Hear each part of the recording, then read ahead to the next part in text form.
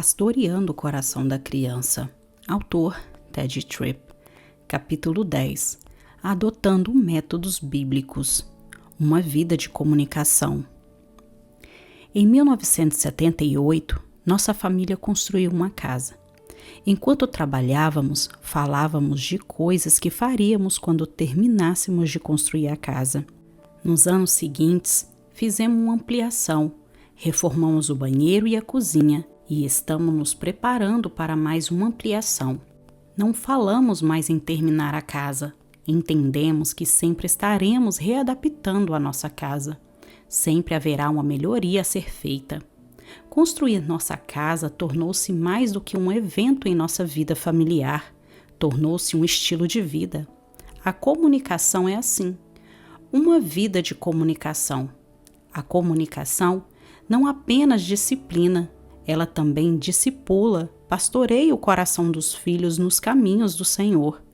Como o ensino de Deuteronômio 6, essa comunicação ocorre ao deitar, ao acordar, ao levantar, ao andar, ao sentar.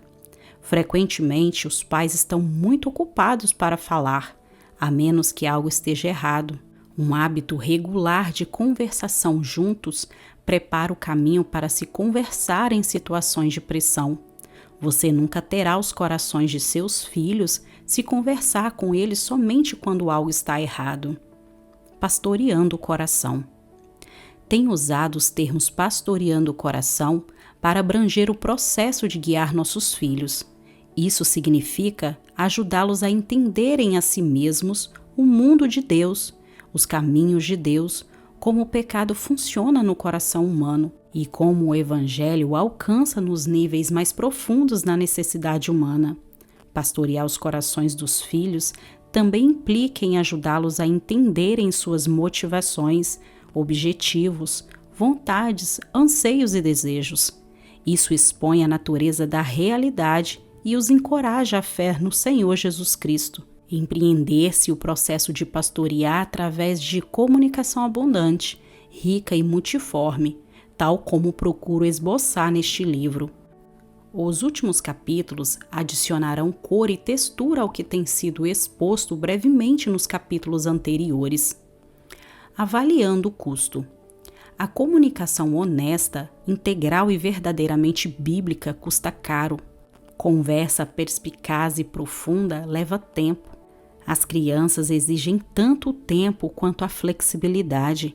As crianças não derramam seu coração ou se expõem mediante uma entrevista agendada. Pais sábios começam a conversação quando as crianças demonstram estarem dispostas a falar. De vez em quando, as crianças fazem uma pergunta, um comentário, revelam algum aspecto de seu coração. Nesta hora, quando estão prontas para falar, quando expressa algum interesse, quando sua consciência é acionada, você precisa falar. Isso pode exigir largar tudo o mais rápido e aproveitar aquele momento estratégico. É necessário tornar-se um bom ouvinte, senão perderá preciosas oportunidades se ouvir somente a metade do que os seus filhos têm a dizer. A melhor maneira de treinar seus filhos a serem ouvintes ativos é ouvindo-os ativamente. Algumas pessoas pensam que ouvir é o que se faz entre as oportunidades de dizer alguma coisa. Durante o tempo de ouvir, não ouve de modo algum. Estão pensando no que vão dizer. Não seja um pai desse tipo. O livro de Provérbios lembra que o tolo não tem prazer no entendimento, mas em expor suas próprias opiniões. Provérbios 18:2. Com certeza, é difícil saber quando estar em silêncio e quando ouvir. Mas ninguém disse que ser pai ou mãe seria fácil. Trabalhe nisso. De vez em quando, pare e pense no que você ouviu. Pense também sobre o que você não ouviu. Parar e ouvir fornece tempo para acertar o foco e ser criativo na conversação.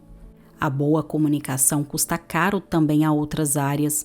A energia física e espiritual que a conversa investigadora requer sempre parece excessiva. Os pais, às vezes, perdem valiosas oportunidades por sentirem-se muito cansados para dar continuidade à conversa. Começamos a experimentar essa dimensão física quando os nossos filhos se tornaram adolescentes. Tínhamos o hábito de colocá-los na cama cedo à noite. Isso nos dava tempo para conversar. Mas com os adolescentes vieram as vigílias. Não sei ao certo porquê, mas as maiores oportunidades para a comunicação com eles viam tarde da noite. O pai sábio fala quando seus filhos estão prontos para conversar. A comunicação apropriada requer resistência mental. Você deve manter seus pensamentos em foco. Você deve evitar a tentação de falar de assuntos sem importância. As perguntas que não foram respondidas devem ser colocadas de maneiras novas e refrescantes. É preciso trazer integridade à interação com os filhos. Você é responsável por modelar a dinâmica da vida cristã de seus filhos. É necessário deixá-los ver o vínculo de filiação entre Deus e você. É preciso mostrar-lhes como nos arrependemos diante de Deus. Reconheça suas alegrias e temores e como você encontra conforto em Deus. Compartilhe uma vida de arrependimento e gratidão. Reconheça seu próprio pecado e fraqueza. Admita quando estiver errado. Esteja preparado a buscar o perdão ao pecar contra seus filhos. O direito de fazer uma avaliação aquisitiva e honesta repousa na disposição de fazer o mesmo consigo. Recentemente, um pai de 3 crianças relatou uma situação na qual havia pecado contra seu filho. Este pai falara cruelmente e batera em seu filho de uma forma abusiva. Parecia muito contristado por causa do seu pecado. Quando perguntei o que o seu filho dissera quando procurou ser perdoado, reconheceu que não havia pedido perdão ao seu filho. Este pai nunca terá comunicação aberta com seu filho enquanto não estiver disposto a humilhar-se e a reconhecer o seu próprio pecado. Se não fizer isso, a tentativa de falar das coisas de Deus é uma falsidade. Contando as bênçãos. Nos negócios é comum fazer uma análise de custo versus benefício. O propósito de uma análise é verificar se os benefícios, em nosso caso, bênção, são suficientemente grandes para justificar o custo. Vamos então considerar algumas das reais bênçãos que nos levam a assumir estes custos. Relacionamento pai e filho. A comunicação plena, abundante, rica e multiforme é o vínculo que mantém unido pai e filho. A comunicação fornecerá o contexto para uma crescente unidade com seus filhos. E estes sabem quando têm um relacionamento com pessoas sábias, que têm discernimento, que os conhecem e entendem que os amam e têm compromisso com eles. Saberão se você conhece os caminhos de Deus, entende a vida e as pessoas do mundo e se está preparado para desenvolver um relacionamento de integridade e segurança. Haverá tempos de discordância e conflito, mas discordâncias podem ser resolvidas em um relacionamento de comunicação aberta. As pressões dos anos de adolescência levam as crianças para longe de casa.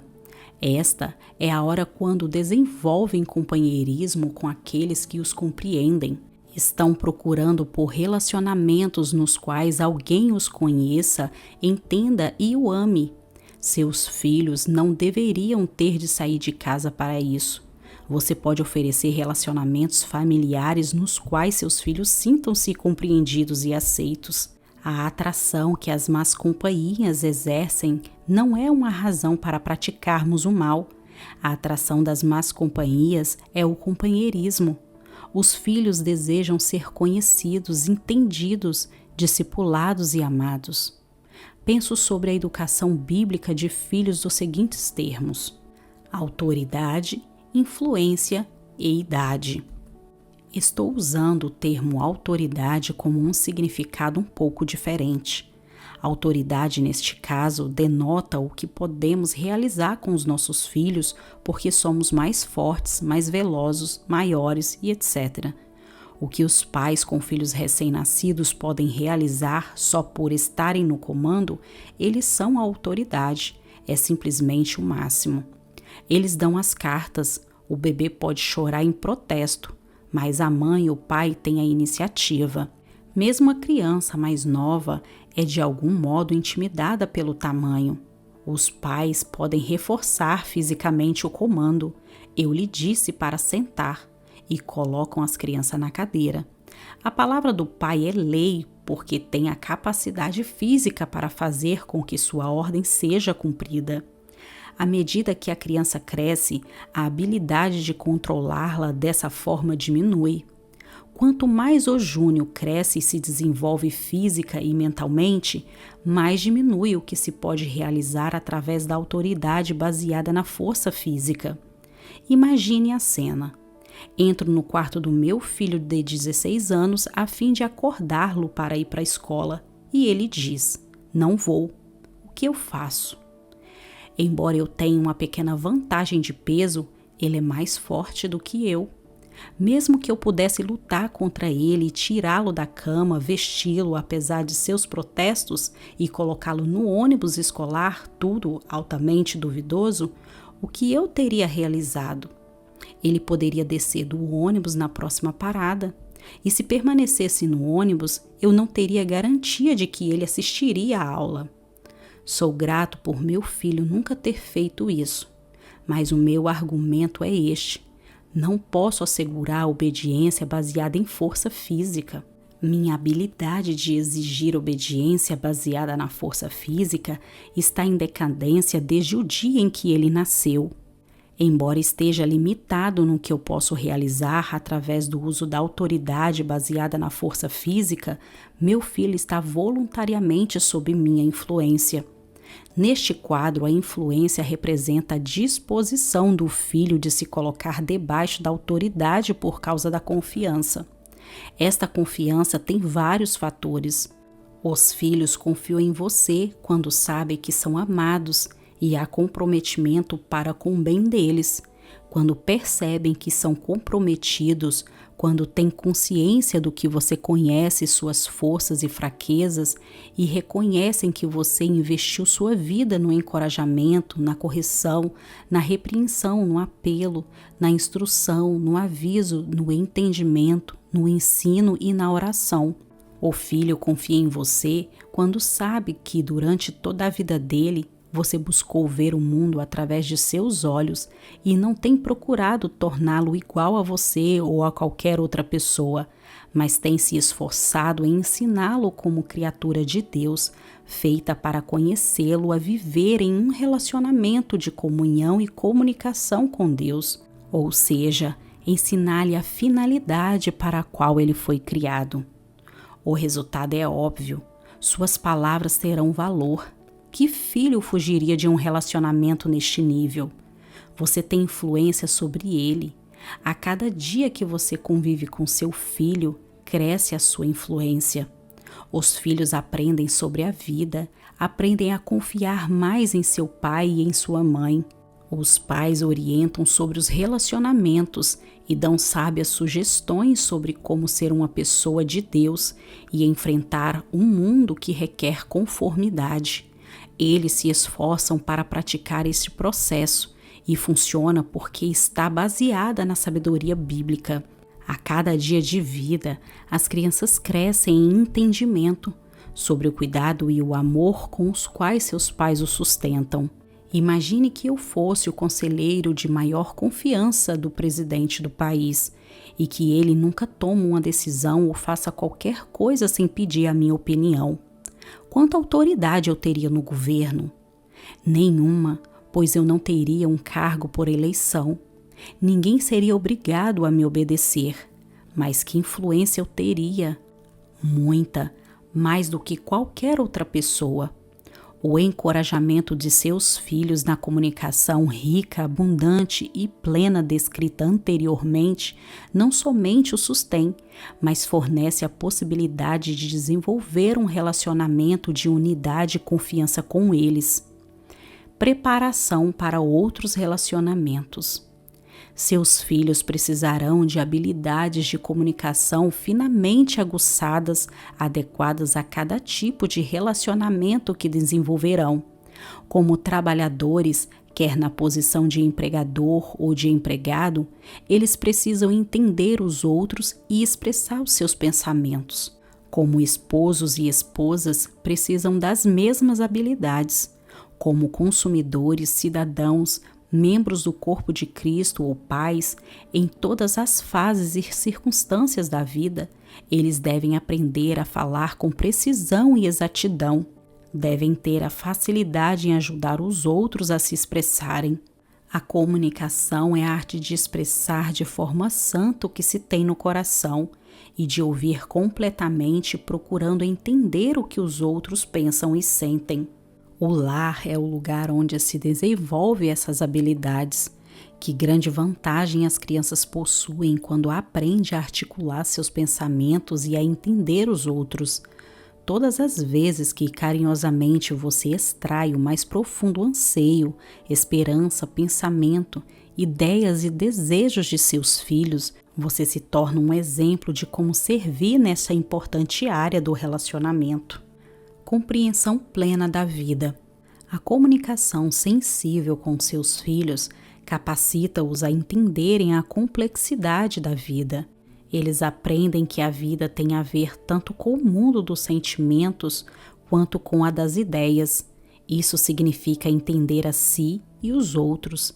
Significa ter uma visão em longo prazo, assim como objetivos em curto prazo. A comunicação sensível se interessa com o que aconteceu e também com o porquê. Este tipo de comunicação busca o desenvolvimento do caráter como mais importante do que a gratificação em curto prazo. Essas importantes questões da vida são expostas apenas pela comunicação bíblica. Quanto mais você conversa com seus filhos, ajudando-os a entenderem a si mesmos, suas tentações, temores e dúvidas, mais você os prepara para entenderem a vida no mundo. Redenção integrada com a vida. Toda esta comunicação dá aos filhos uma compreensão bíblica da humanidade, dá-lhes uma melhor compreensão de si mesmos, ajuda-os a entenderem o padrão de Deus, aprendem que Deus é supremo. Esta compreensão fornece-lhes um referencial bíblico pela qual podem entender a vida. Aprendem a ver que o problema da humanidade é o pecado. Todos pecamos e sofremos o pecado de outros. Somos tanto culpados quanto vítimas.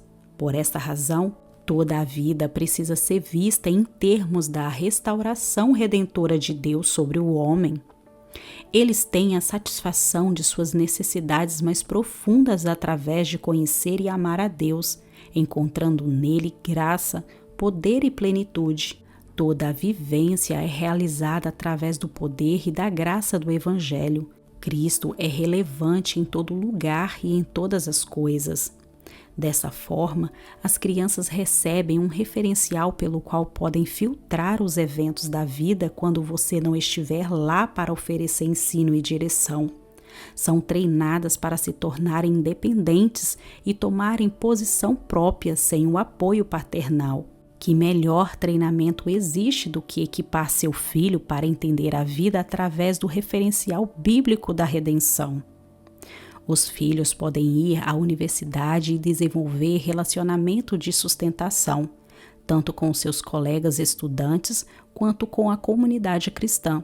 Não deveríamos nos surpreender. Eles simplesmente estão encontrando novos relacionamentos, tais como os que têm desfrutado em casa.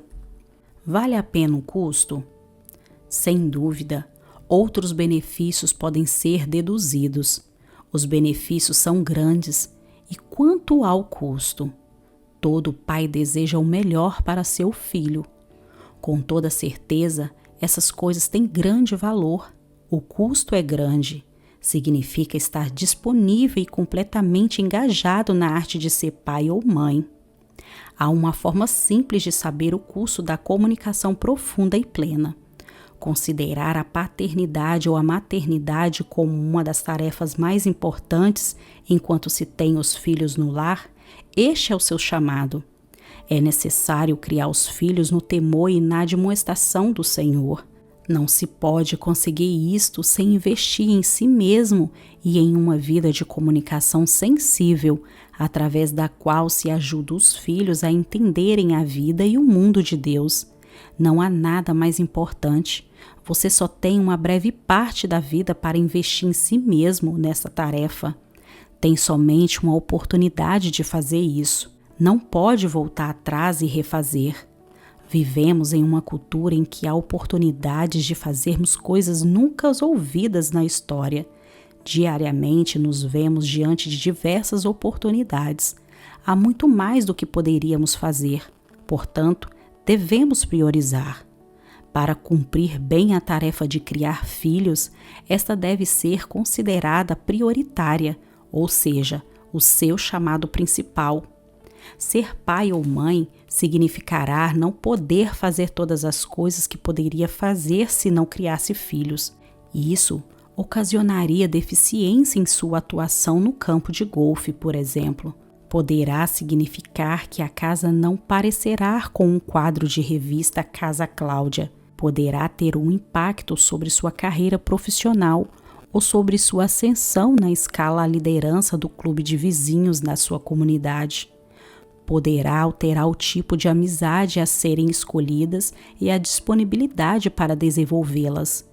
Certamente, influenciará no tempo de preparo para o exercício de um ministério. Modificará sua quantidade de tempo para jogar boliche, caçar, ver televisão, ou poderá determinar a quantidade de livros que você lê. Significará que você não pode estar disponível para todo tipo de interesse que surge. Os custos são altos. Como você pode contrabalancear o custo e os benefícios? Passei tempo com pais quebrantados. Tenho visto faces desgastadas de pais que conheceram a dor do coração de ver seus filhos fugirem de casa por não terem sido envolvidos por seus pais na vida familiar. Também conheço o gozo de ouvir os filhos que foram biblicamente envolvidos por seus pais dizerem: Pai, eu me alegro por ter sido completamente preparado para a vida. Sempre serei grato pelo que você e a mamãe me deram. Que etiqueta de preço você colocaria neste testemunho? Deus o chama a investir sua vida desta forma com seus filhos. Este tipo de comunicação não é apenas benéfico, é absolutamente necessário. Esse é o caminho da bênção por ser o caminho da obediência. Este tipo de comunicação custa caro? Sim, não apenas por ser o caminho da obediência, mas por ser o caminho da bênção. Os benefícios e muitos excedem o custo. No início do capítulo 8, expus 2 métodos de criação dos filhos, a comunicação e a vara. No próximo capítulo, veremos o lugar da vara na educação bíblica dos filhos. Aplicação prática. 1. Descrevemos um tipo de comunicação. Se você tivesse esse tipo de comunicação com os seus filhos, quais seriam os custos para você? Você está disposto a pagar o preço? 2. Como você ouve o que o seu filho diz? 3. A confissão dos seus pecados, quando apropriada, é uma parte regular de sua comunicação com seus filhos? 4. Quais as questões de santificação que você teria de tratar a fim de conduzir os seus filhos nos caminhos prescritos neste capítulo? 5. Como você pode ajudar seus filhos a terem uma visão do tipo de comunicação esboçada neste capítulo?